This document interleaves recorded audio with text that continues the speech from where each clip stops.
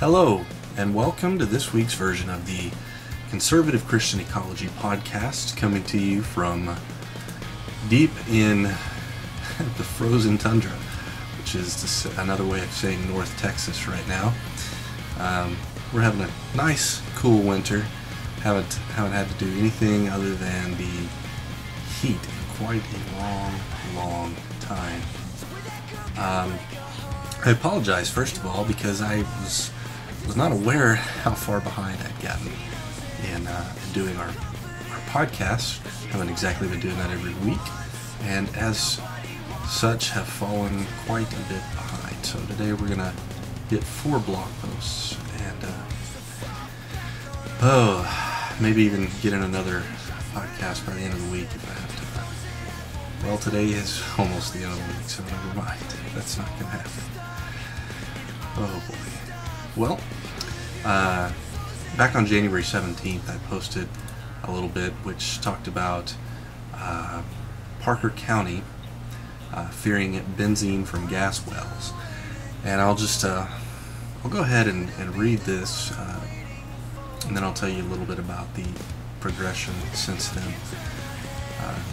Recently, the Weatherford Telegram ran a story about suspected groundwater pollution by disposal wells in the county.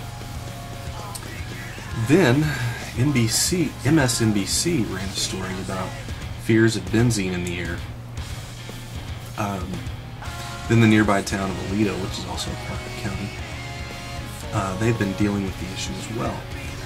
There are 3 links to that, all to different stories, which I've got on my blog. All of them will give you a little different information than that. It seems that the fears are mounting in Parker County over the effects of natural gas wells. Although natural gas and oil companies, such as Chesapeake, usually make sure that any environmental responsibilities are handled by service companies, it seems that some problems may be occurring in the area. Service companies are companies like XTO or Halliburton or Schlumberger, and so usually the larger company who's actually producing the well, the way I understand it by talking to someone in the industry, is that they will, first of all, they will look for a property that they deem is going to have natural gas that they can produce. They then will acquire the mineral rights, the gas rights, that sort of thing, and they will use a service company to actually carry out all of the drilling and all of these things. And so if there was any equipment, any sort of operation on the land before they acquired it, they will leave the environmental responsibilities in the hands of the previous owner, and any new responsibilities are usually the responsibility of a service company like XTO or Halliburton, Schlumberger, that sort of thing. So, you know, as a Christian who really cares about God's creation and the way that I treat God's creation plays a big part of how I feel like I am living in worship and relationship with God. I'm concerned for the well-being of the area's people, the natural beauty, the wildlife, you might say the ecosystems. But you know, I feel that no matter what the cause is, there should be some sort of investigation into groundwater pollution, which was described in the Weatherford Telegram. If nothing else, it's going to set people's minds at ease, and if there is a connection between poor practices in disposal wells and groundwater pollution, then the problem can be corrected. Regarding the benzene issue, I think that the EPA efforts to curb pollutants should happen here in that realm, instead of trying to worry about CO2 as a poison. Now, since writing this blog post, there has been a development. I heard today on the news that the city of Fort Worth is going to conduct a study to see what the effects of having these wells in the area is on air quality. The city of Fort Worth has a little over 100 producing wells within the city limits, and so I believe Tarrant County, the county that Fort Worth is on, makes up between 2 and 5% of the total Barnett Shale field. So benzene is a big issue. People are complaining about certain things. People are scared, and that's sort of the mood here in northern Parker County and in North Texas in general.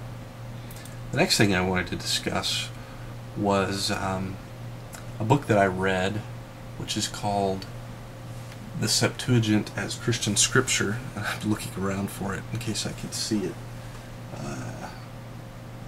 It's by Martin Hengel, and I don't see it at the moment. But it was an interesting read. I read the book for a class, posted a review. You can read the full text of that on the blog, www.otecology.com. Look at that, made it 6 minutes into the podcast without mentioning the blog. So you're going to want to check that out, otecology.com. We'll have the full text of my review on that book. The basic gist of the book is that Martin Hengel, who passed away not too long ago, he felt that